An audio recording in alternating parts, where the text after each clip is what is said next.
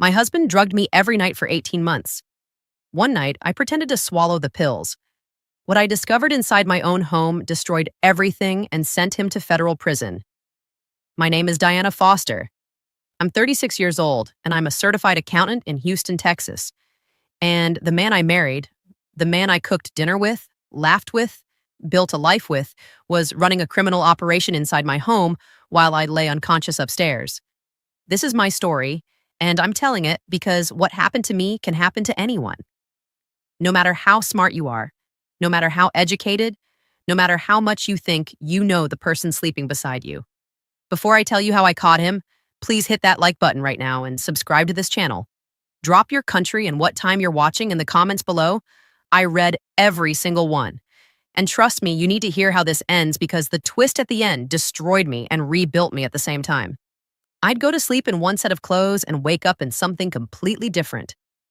My favorite oversized university sweatshirt would be replaced by a silk nightgown I barely remembered owning.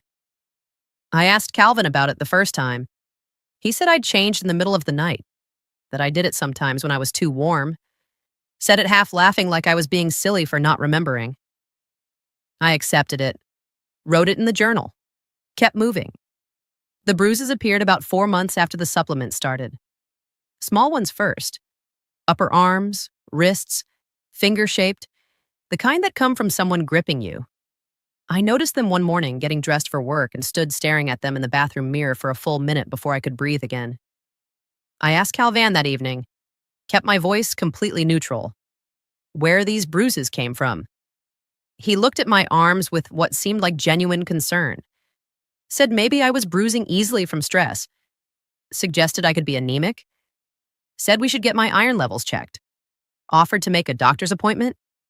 He made the appointment, drove me there, sat in the waiting room reading a fitness magazine while the doctor ran my blood work. Everything came back normal. The doctor suggested stress management. Calvian nodded seriously the whole way home, said he'd look into better supplements for iron absorption, more supplements, more things to swallow, more trust I was handing over without question.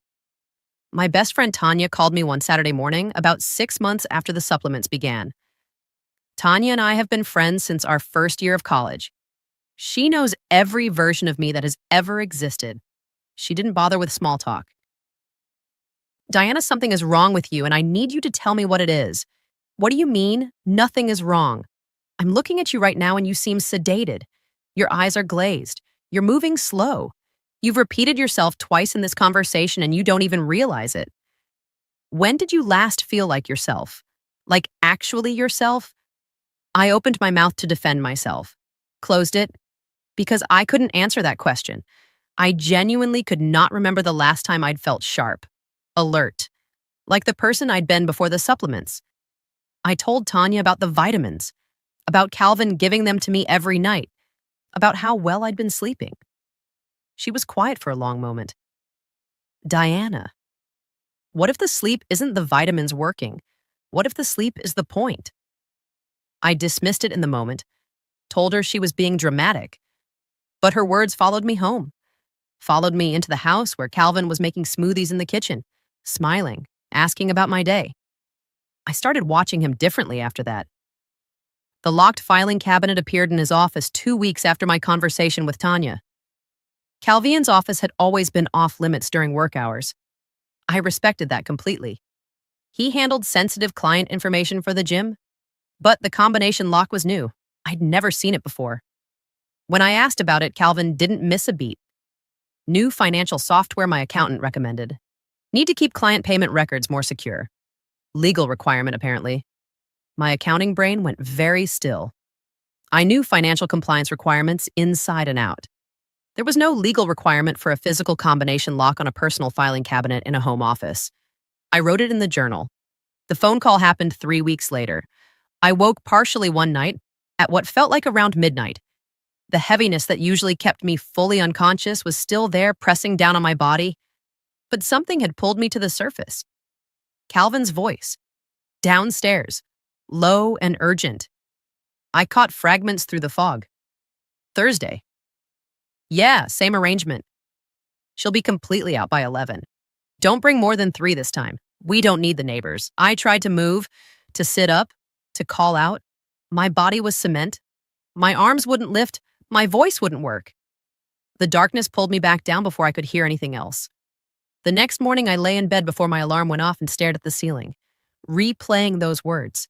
She'll be completely out by 11. Don't bring more than 3 this time. She? He was talking about me. She'll be completely out. I had 2 choices. I could confront Calvan with nothing but a half-heard phone call and a journal full of memory gaps, or I could do what I do professionally, build an airtight case before I made a single move. I was an accountant. I knew how to follow a paper trail. I knew how to document discrepancies.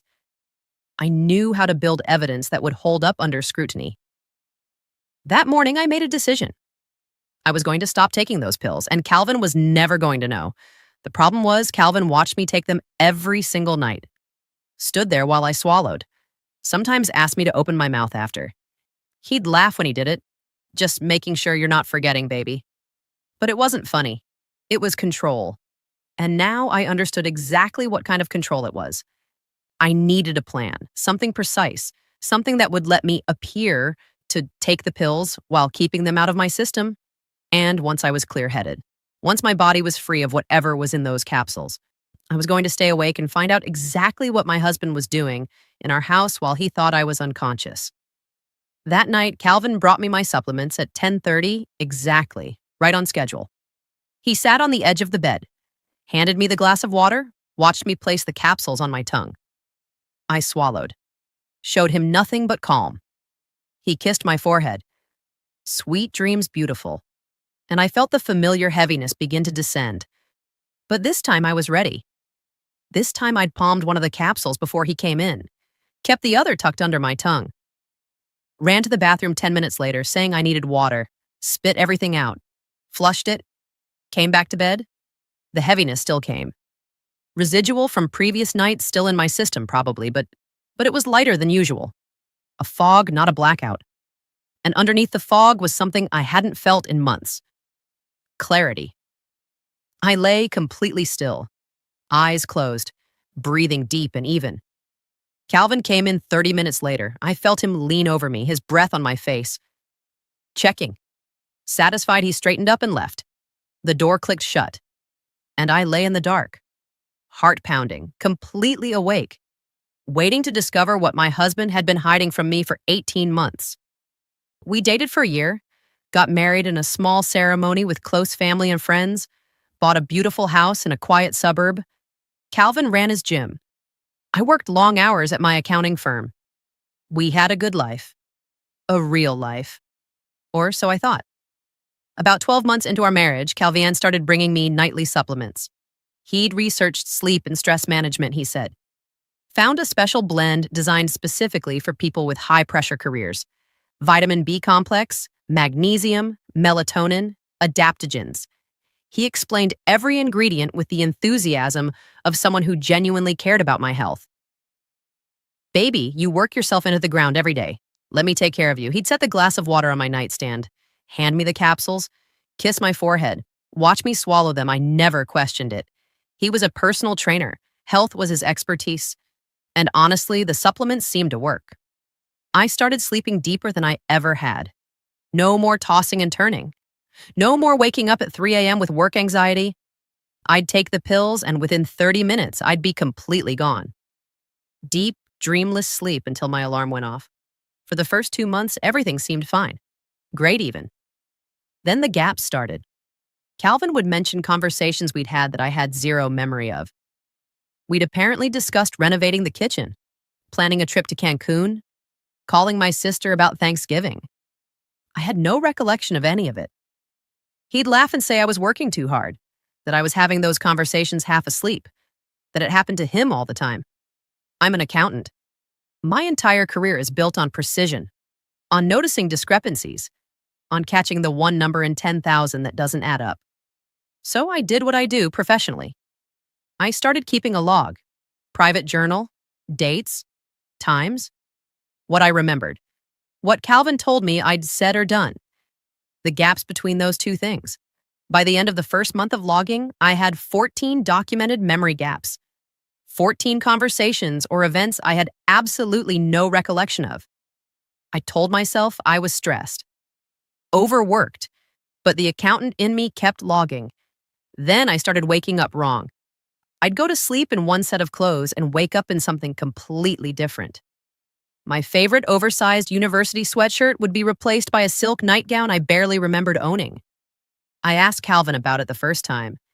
He said I'd changed in the middle of the night, that I did it sometimes when I was too warm. Said it half laughing like I was being silly for not remembering. I accepted it, wrote it in the journal, kept moving. The bruises appeared about 4 months after the supplement started. Small ones first, upper arms, wrists, finger-shaped, the kind that come from someone gripping you. I noticed them one morning getting dressed for work and stood staring at them in the bathroom mirror for a full minute before I could breathe again. I asked Calvin that evening, kept my voice completely neutral, where these bruises came from. He looked at my arms with what seemed like genuine concern, said maybe I was bruising easily from stress, suggested I could be anemic, said we should get my iron levels checked, offered to make a doctor's appointment. He made the appointment, drove me there, sat in the waiting room reading a fitness magazine while the doctor ran my blood work. Everything came back normal. The doctor suggested stress management. Calvin nodded seriously the whole way home, said he'd look into better supplements for iron absorption. More supplements, more things to swallow, more trust I was handing over without question. My best friend Tanya called me one Saturday morning, about 6 months after the supplements began. Tanya and I have been friends since our first year of college. She knows every version of me that has ever existed. She didn't bother with small talk. Diana, something is wrong with you, and I need you to tell me what it is. What do you mean? Nothing is wrong. I'm looking at you right now and you seem sedated. Your eyes are glazed, you're moving slow, you've repeated yourself twice in this conversation, and you don't even realize it. When did you last feel like yourself? Like actually yourself? I opened my mouth to defend myself, closed it. Because I couldn't answer that question, I genuinely could not remember the last time I'd felt sharp, alert, like the person I'd been before the supplements. I told Tanya about the vitamins, about Calvin giving them to me every night, about how well I'd been sleeping. She was quiet for a long moment. Diana, what if the sleep isn't the vitamins working? What if the sleep is the point? I dismissed it in the moment, told her she was being dramatic. But her words followed me home, followed me into the house where Calvin was making smoothies in the kitchen, smiling, asking about my day. I started watching him differently after that. The locked filing cabinet appeared in his office 2 weeks after my conversation with Tanya. Calvin's office had always been off limits during work hours. I respected that completely. He handled sensitive client information for the gym, but the combination lock was new. I'd never seen it before. When I asked about it, Calvin didn't miss a beat. New financial software my accountant recommended. Need to keep client payment records more secure. Legal requirement, apparently. My accounting brain went very still. I knew financial compliance requirements inside and out. There was no legal requirement for a physical combination lock on a personal filing cabinet in a home office. I wrote it in the journal. The phone call happened 3 weeks later. I woke partially one night at what felt like around midnight.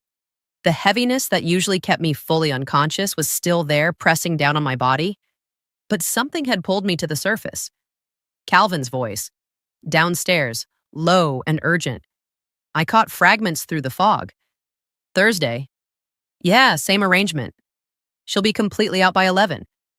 Don't bring more than 3 this time. We don't need the neighbors. I tried to move, to sit up, to call out. My body was cement. My arms wouldn't lift. My voice wouldn't work. The darkness pulled me back down before I could hear anything else. The next morning, I lay in bed before my alarm went off and stared at the ceiling, replaying those words. She'll be completely out by 11. Don't bring more than 3 this time. She. He was talking about me. She'll be completely out. I had 2 choices. I could confront Calvin with nothing but a half-heard phone call and a journal full of memory gaps, or I could do what I do professionally. Build an airtight case before I made a single move. I was an accountant. I knew how to follow a paper trail. I knew how to document discrepancies. I knew how to build evidence that would hold up under scrutiny. That morning, I made a decision. I was going to stop taking those pills, and Calvin was never going to know. The problem was, Calvin watched me take them every single night, stood there while I swallowed, sometimes asked me to open my mouth after. He'd laugh when he did it, just making sure you're not forgetting, baby. But it wasn't funny. It was control. And now I understood exactly what kind of control it was. I needed a plan, something precise, something that would let me appear to take the pills while keeping them out of my system. And once I was clear-headed, once my body was free of whatever was in those capsules, I was going to stay awake and find out exactly what my husband was doing in our house while he thought I was unconscious. That night, Calvin brought me my supplements at 10:30 exactly, right on schedule. He sat on the edge of the bed, handed me the glass of water, watched me place the capsules on my tongue. I swallowed, showed him nothing but calm. He kissed my forehead, sweet dreams, beautiful, and I felt the familiar heaviness begin to descend. But this time I was ready. This time I'd palmed one of the capsules before he came in, kept the other tucked under my tongue, ran to the bathroom 10 minutes later saying I needed water, spit everything out, flushed it, came back to bed. The heaviness still came. Residual from previous nights still in my system probably, but it was lighter than usual. A fog, not a blackout. And underneath the fog was something I hadn't felt in months. Clarity. I lay completely still, eyes closed, breathing deep and even. Calvin came in 30 minutes later. I felt him lean over me, his breath on my face. Checking. Satisfied, he straightened up and left. The door clicked shut. And I lay in the dark, heart pounding, completely awake, waiting to discover what my husband had been hiding from me for 18 months. The house went quiet after Calvin left the bedroom. I lay completely still, counting minutes on the ceiling. My heart was pounding so loud I was convinced he could hear it through the walls. The residual fog from previous nights was still there, but thin enough that my mind was working, cutting through it like a blade. Sharp. Focused. Terrified. 11:15 p.m. Nothing. 11:30. Nothing. Then at 11:47 I heard it. The soft, deliberate sound of the front door opening. Not the careless noise of someone coming home. The careful, calculated sound of someone being let in. Someone who wasn't supposed to be there. My entire body went rigid. Low voices downstairs. Male voices. More than one. Calvin's mixed in with at least two others I didn't recognize. I couldn't make out words. Just the rumble of conversation. Movement. The sound of things being shifted and arranged. I needed to see. I needed to know. Every rational thought screamed at me to stay in that bed. To keep playing unconscious. To wait until morning and then run. But 18 months of memory gaps and bruises and stolen pieces of myself wouldn't let me stay still. I needed to see with my own eyes what was happening in my home while I'd been unconscious upstairs. I eased out of bed millimeter by millimeter. My body was still sluggish from the residual sedative, but manageable. I moved to the bedroom door in complete darkness. Opened it so slowly the hinges didn't make a sound. The hallway was dark. Voices still coming from downstairs. I crept toward the staircase. Every step deliberate. Every breath controlled. At the top of the stairs I stopped. Pressed myself against the wall. And looked down. What I saw made the floor shift beneath my feet. My dining room table was covered. Completely covered. Plastic sheeting over the surface. Brick-shaped packages stacked in organized rows. Scales. Bags. Cutting equipment. 3 men working efficiently under the dim light Calvin had set up. Not the overhead light. A portable work light positioned low. Designed not to be visible from outside windows. Calvin was standing near the kitchen doorway. Arms crossed. Watching. Directing. The posture of a man running an operation. Not a personal trainer. Not my husband. A coordinator. A criminal. My dining room table. Where we'd eaten Thanksgiving dinner with my parents. Where I graded papers on Sunday mornings. Where Calvin and I had sat drinking coffee talking about our future. That table was a drug packaging station. I pressed my back harder against the wall. Forced myself to breathe. In through the nose. Out through the mouth. Don't make a sound. Don't react. Just observe. My accounting brain activated. I cataloged everything with the same precision I used on financial audits. 3 men besides Calvin. 1 heavy-set man with a beard doing the weighing. 1 younger man packaging. 1 standing near the basement door keeping watch. Cash on the kitchen counter. Stacked. Banded. The kind of organized cash that meant this wasn't new. This was established. Routine. How many times? The thought hit me like a physical blow. How many Tuesdays and Thursdays had this happened while I lay unconscious 10 feet above their heads? How many times had these men been in my home? Used my table. Breathed my air. How many times had Calvin checked on me upstairs and then come back down to his operation satisfied that his wife was completely neutralized? I needed photos. I needed evidence. My phone was in the bedroom. I hadn't brought it.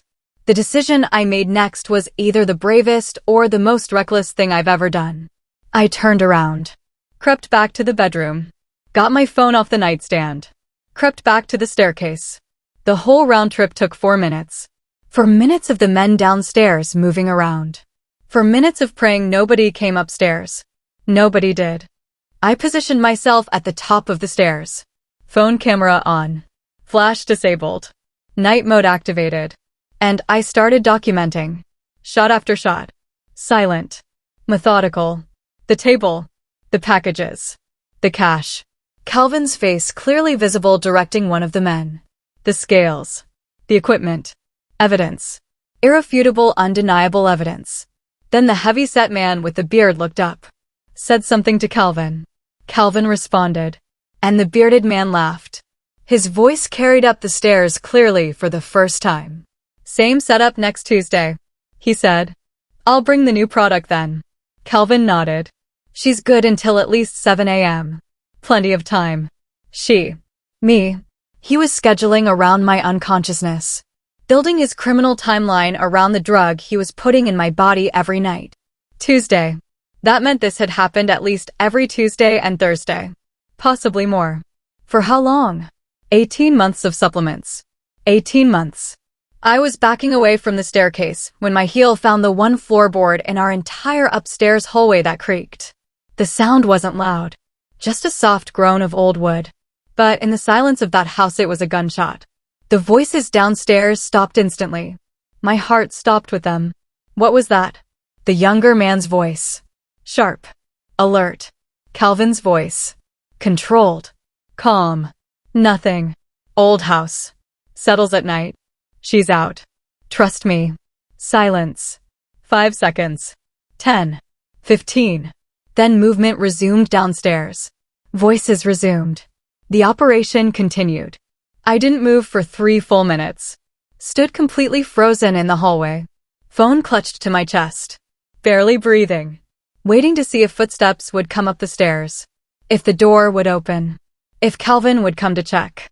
Nothing came. I made it back to the bedroom. Closed the door without sound. Slid back into bed. Pulled the covers up to my chin. And lay there with my phone pressed against my stomach. Photos and videos saved. Evidence secured.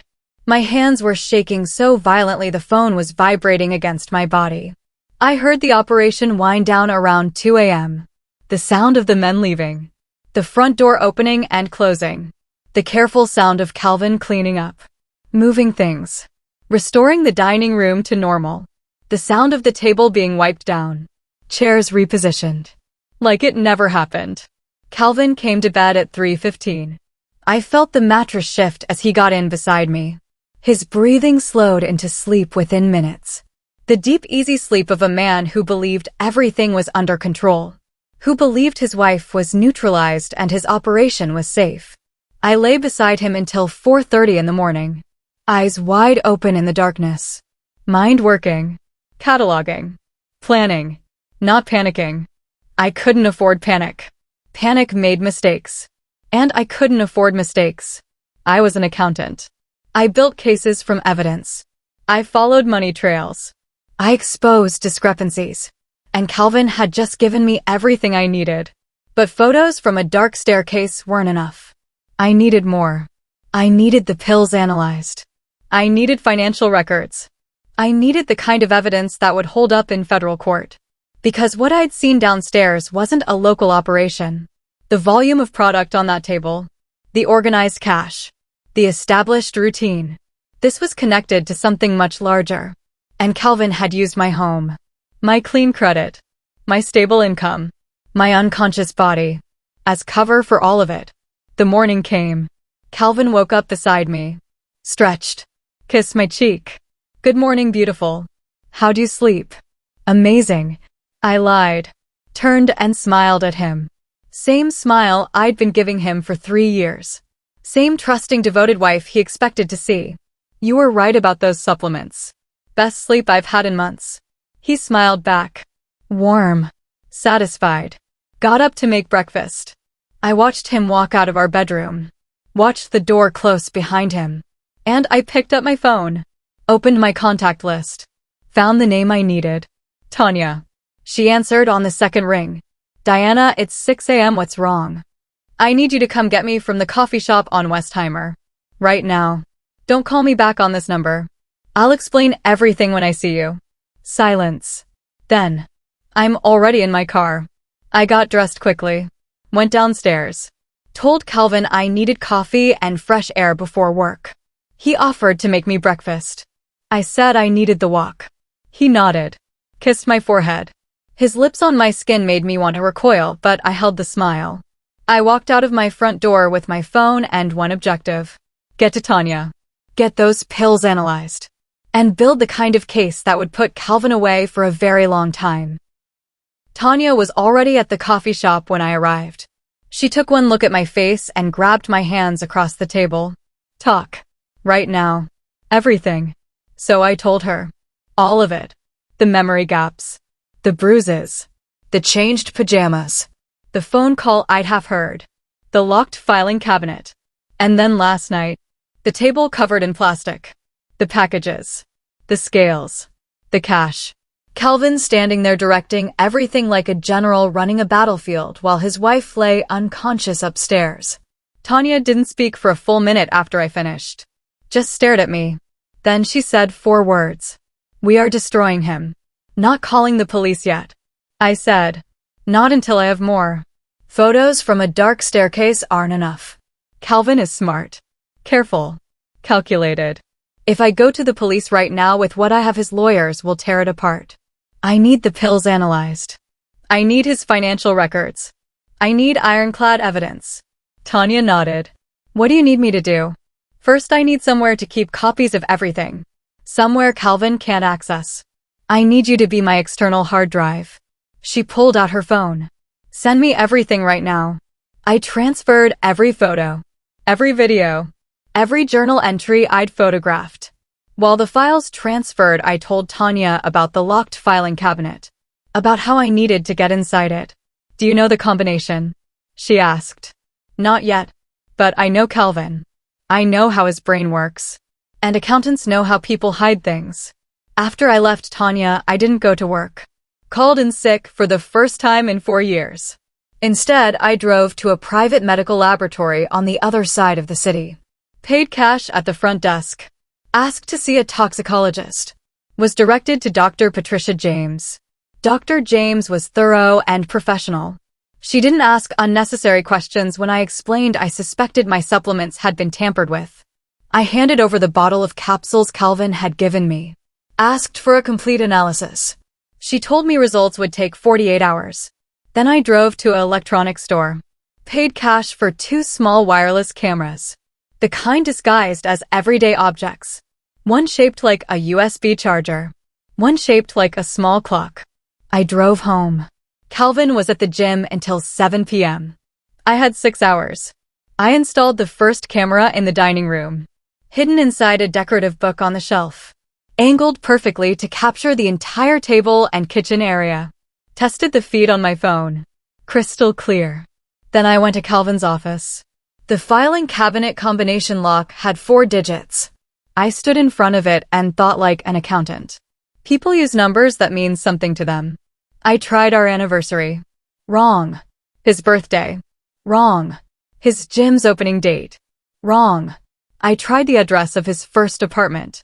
The one he told me about on our second date. The place where he'd built his first real life independently. The lock clicked open. Inside were 4 folders. Financial records going back 2 years. Bank statements for an account I'd never seen before. A separate business account for the gym with deposits that made no sense for a small personal training facility. $40,000 in monthly cash deposits for 18 consecutive months. Money laundering.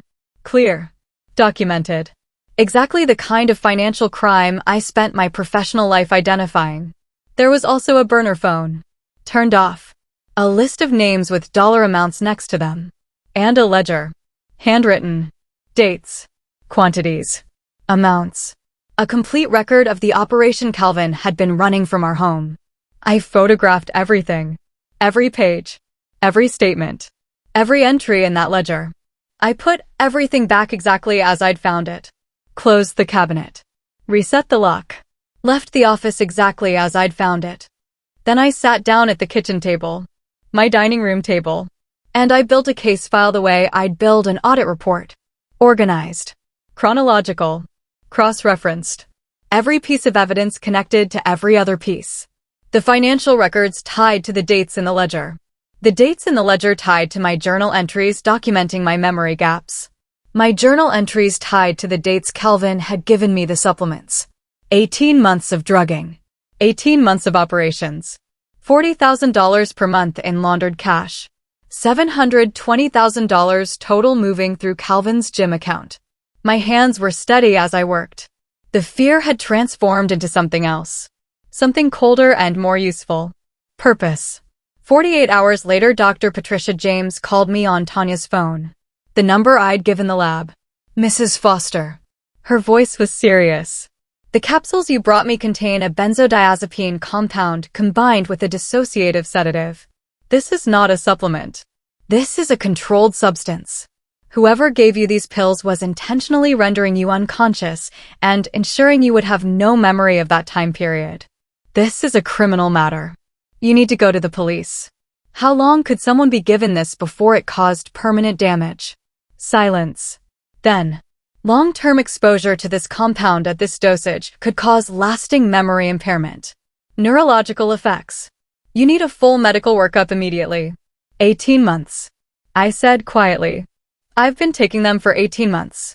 Another silence. Longer this time. Mrs. Foster, I'm so sorry. Please go to the police today. I'm going tomorrow. I said. I need one more night. I called Tanya. Told her about the toxicology results. She was crying by the time I finished. Diana, you need to get out of that house right now. Tonight. Not yet. I said. I need the cameras to capture one more operation. I need them caught in the act on video. Photos of packages and cash aren't enough. I need footage of the actual operation running. With Calvin's face clearly visible. With the product on the table. With the money being counted. I need everything. Diana, that is too dangerous. I know. But I've been living in danger for 18 months without knowing it. At least now I know. At least now I'm prepared. That night I took the pill from Calvin. Palmed it perfectly. He watched me swallow. Kissed my forehead. Left the room.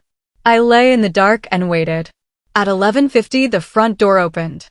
I watched the camera feed on my phone in real time from my bedroom. The dining room camera captured everything. Calvin letting in Marcus and 2 associates. The table being covered in plastic. The packages appearing from duffel bags. The scales coming out. The operation beginning with the efficiency of people who'd done this many times before. I recorded the entire feed directly to my phone. 40 minutes of clear high-definition footage. Calvin's face visible multiple times. Marcus handling product. Cash being counted and banded on my kitchen counter. Then I texted Tanya.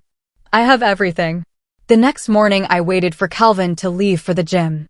The moment his car pulled out of the driveway, I picked up my phone and called the non-emergency line for Houston PD. Asked specifically for the Financial Crimes Unit.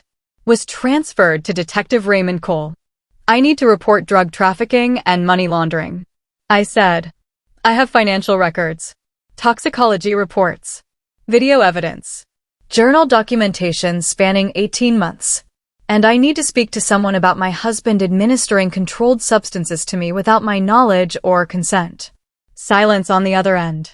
Then, ma'am, where are you right now? My house. But my husband will be back at 7 p.m. I need you to stay right where you are. I'm sending a unit immediately. Do not call your husband.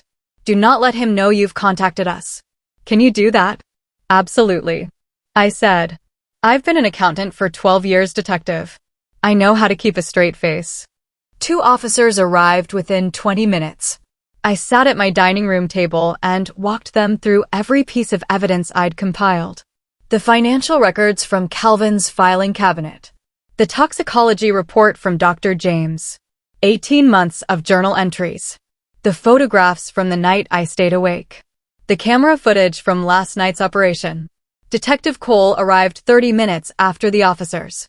He was a large man with a quiet intensity that reminded me of someone who'd seen too much to be easily shocked. He looked through everything I'd laid out with the focused attention of an experienced investigator. He looked up when he finished. Mrs. Foster, how long did you say you've been an accountant? 12 years. He almost smiled. Because this is the most organized evidence package I've received from a civilian in 20 years of law enforcement. You've essentially done half our investigation for us. I spent 12 years following paper trails. I said. I just followed my husband's. Detective Cole leaned forward. Mrs. Foster, I need to tell you something. The name Marcus that appears in your husband's ledger. We know who that is. This operation is connected to a distribution network we've been investigating for 8 months. Your evidence doesn't just implicate your husband. It potentially breaks open an entire federal case. My stomach dropped. How big? Multi-state, he said. Your husband's operation is one of several distribution hubs. He's been using residential properties with stable owners as cover houses. Quiet neighborhoods. Clean credit histories. Low-risk profiles. He'd married me for my credit score. For my quiet neighborhood. For my stable, predictable schedule. The realization landed like a punch. Detective Cole continued. We're going to need your cooperation for the next 72 hours. We want to set up surveillance. Let the operation run one more time with our cameras in place. Catch the entire network in one coordinated raid. But we need you to go home. Act completely normal. Take the pills. Pretend nothing has changed. 3 more nights in that house. 3 more nights beside that man. I thought about 18 months of stolen nights. Of waking up in different clothes. Of bruises I couldn't explain. Of a marriage built entirely on lies designed to keep me unconscious and compliant. Yes, I said. I can do 3 more days. The next 3 days were the longest of my life. I went home that evening after meeting Detective Cole. Cooked dinner. Smiled at Calvin across the table. Asked about his day at the gym. Listened to him talk about a new client. Laughed at his jokes. Looked into the eyes of the man who'd been drugging me for 18 months and showed him nothing but the devoted, trusting wife he expected to see. Every night Calvin brought me my supplements. Every night I palmed the pills. Pretended to swallow. Went to the bathroom. Flushed them away. Came back to bed. Lay still while he checked on me. Then watched through my phone as federal surveillance cameras the agents had installed throughout our house captured everything. Night 1. Marcus arrived at 11:45 with 2 associates. The operation ran for 3 hours. Federal cameras captured everything in crystal clear detail. Multiple angles. Every face. Every transaction. Every package. Night 2. A different associate arrived. Brought a larger shipment. Calvin counted cash at my kitchen counter for 40 minutes. Federal cameras recorded every second. Night 3. The night of the raid. I took my position in bed at 10:30. Calvin brought the supplements right on schedule. Kissed my forehead. Sweet dreams, beautiful. I performed unconsciousness perfectly.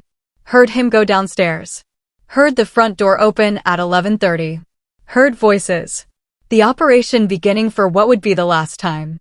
I lay in the dark with my phone in my hand. Detective Cole had given me a number to text when the operation was fully underway. When all parties were present. When the evidence was at maximum. I watched the federal camera feed on a secure app the agents had installed. Counted heads. Marcus. 2 associates. A third man I hadn't seen before. Calvin coordinating everything. I texted Detective Cole 2 words. They're here. His response came back in seconds. Stay in your room. Do not come out until an agent comes to your door and identifies himself by name. No matter what you hear, stay in that room. I put the phone face down on the mattress. And I waited. At 12:17 a.m., the front door came off its hinges. The sound was enormous. Wood splintering. Boots on hardwood. Shouting. Federal agents. Don't move. Hands where I can see them. Get down on the ground now. Get down. Chaos erupted downstairs. Screaming. Struggling. More boots. More shouting. The sounds of a criminal operation being dismantled in real time. I sat up in bed and pressed my back against the headboard. Pulled my knees to my chest. Listened to my marriage ending floor by floor below me. Then Calvin's voice. Rising above everything else. Panicked. Breaking. Diana. Diana has nothing to do with this. She doesn't know anything. She's upstairs. She's not involved. A federal agent's voice. Mr. Foster, you are under arrest for drug trafficking. Conspiracy. Money laundering. You have the right to remain silent. Calvin's voice cracking completely. Please. She doesn't know. Don't scare her. Please just let me explain. A knock on the bedroom door. Mrs. Foster. This is Agent Torres. Raymond Cole's team. You're safe. It's over. Can I come in? I got up. Crossed the room. Opened the door. Agent Torres was a woman in her 40s. Calm face. Kind eyes. She looked at me standing there in my pajamas, clear-eyed and completely alert, and nodded once. You did good, she said. Downstairs was unrecognizable. Federal agents everywhere. Evidence bags covering every surface. Marcus face down on my living room floor being handcuffed. 2 associates against the wall. Cash and product being cataloged and photographed by forensic teams. And Calvin. Calvin was sitting in a kitchen chair surrounded by 3 agents. His hands cuffed behind him. His face completely destroyed. When he saw me walk into the kitchen, his expression went through 5 stages in 2 seconds. Shock. Confusion. Realization. Devastation. Then something that looked almost like shame. You're awake, he said. His voice was hollow. I've been awake, I said. For 3 days. He stared at me. Diana, I don't. My voice was steady. Calm. The voice I used presenting audit findings to corporate boards. I know everything, Calvin. The operation. The money. The pills. What you put in those pills. I know what you've been doing in this house for 18 months. I know why you married me. His face crumpled. That's not. It wasn't just. I did love you. You drugged me every night. I said. You brought criminals into our home while I was unconscious. You used my house, my credit, my clean record, my sleeping body as cover for a federal drug operation. Don't tell me about love. Detective Cole stepped forward. Calvin Foster, you're being charged with drug trafficking, conspiracy to distribute, money laundering across state lines, and administering a controlled substance to another person without their knowledge or consent, which in the state of Texas is a second-degree felony carrying up to 20 years. Calvin looked at the agents around him, looked at the evidence being cataloged, looked at his operation dismantled and documented and bagged. Then he looked at me one last time. How did you know? He asked. The pills tasted different one night, I said. And I'm an accountant, Calvin. We notice when numbers don't add up. They took him out in handcuffs through our front door. I watched from the kitchen doorway. Didn't cry. Didn't call after him. Just watched the door close behind him and felt something I hadn't felt in 18 months. Complete clarity. The medical examination happened the next morning. Dr. Patricia James conducted it herself. Full toxicology workup. Neurological assessment. Documentation of 18 months of involuntary sedation. She found elevated markers consistent with long-term benzodiazepine exposure. Said I'd need ongoing monitoring for potential neurological effects. That memory issues might persist for months during recovery. What he gave me wasn't just a sedative. It was specifically formulated to prevent memory formation, to keep me compliant and unaware, to make me question my own mind.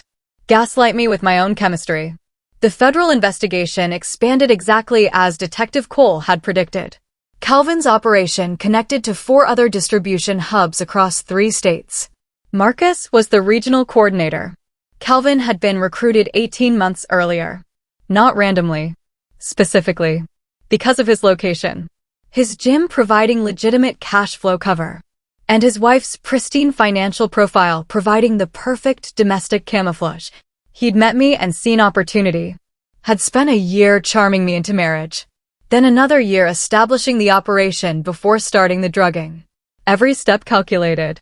Every move deliberate. Tanya came to the house the morning after the raid. Found me sitting at my kitchen table drinking coffee, surrounded by federal evidence markers. She sat down across from me. Said nothing for a long moment. "You okay?" she finally asked. "I will be," I said. "Not yet, but I will be." The divorce was filed that afternoon. My lawyer froze every joint account before Calvin's first phone call from jail. As an accountant, I knew exactly which assets were mine, which accounts he'd contaminated with laundered money, which property was clean. I protected everything that was legitimately mine before his lawyers could move a single dollar. The federal trial started 8 months later. I testified for 2 days. Walked the jury through the financial records the same way I'd walk a client through an audit report. Clear. Methodical. Irrefutable. Showed them how $40,000 a month in cash deposits had moved through a gym that had fewer than 30 clients. Showed them 18 months of money laundering documented in Calvin's own handwriting. The toxicologist testified about what had been in my pills. The sedative compound. The memory suppressant. The deliberate pharmacological engineering of my unconsciousness. Detective Cole testified about the raid. The evidence collected. The network dismantled. The jury deliberated for 7 hours. Guilty on all counts. Drug trafficking. Conspiracy. Money laundering across state lines. Administering a controlled substance without consent. 18 charges total. 18 for 18 months. The judge sentenced Calvin to 22 years in federal prison. Marcus received 30 years. The 2 associates received 12 and 15 years respectively. The 4th man arrested during the raid, who turned out to be a supplier from another state, received 25 years federal. Calvin looked at me when the sentence was read. I looked back. I wanted him to see something in my face. Not hatred. Not devastation. Not the broken drugged wife he'd manufactured. I wanted him to see the person who'd been there the whole time underneath everything he'd done to suppress her. Clear-eyed. Sharp. Standing completely on her own. I don't know if he saw it, but I did. And that was enough. I moved out of that house within the month. Bought a smaller, cleaner place in a different neighborhood. Started therapy with a trauma specialist who understood the specific psychology of betrayal by intimate partners. Started the neurological monitoring Dr. James had recommended. The memory issues did persist for several months. Gaps that would surface unexpectedly. Names that wouldn't come. Moments that felt like they'd been erased. Recovery wasn't linear. It wasn't clean. Some days were harder than others. But I kept going to work. Kept building my cases. Kept following paper trails. Because that's what I do. And Calvin had not taken that from me. Tanya was there through all of it. Every hard day. Every setback. Every small victory. She'd been the first person to look at me and say something is wrong. She'd been the person who caught me when everything fell apart. That kind of friendship doesn't have a price. A year after the trial, I started speaking at domestic abuse awareness events. Not as a victim, but as a survivor who happened to have specific skills that helped her fight back. I talked about financial red flags. About how abusers use money and chemistry and isolation. About how your instincts are data. About how when something doesn't add up in your life, you have both the right and the ability to investigate. I talked about the night I stayed awake.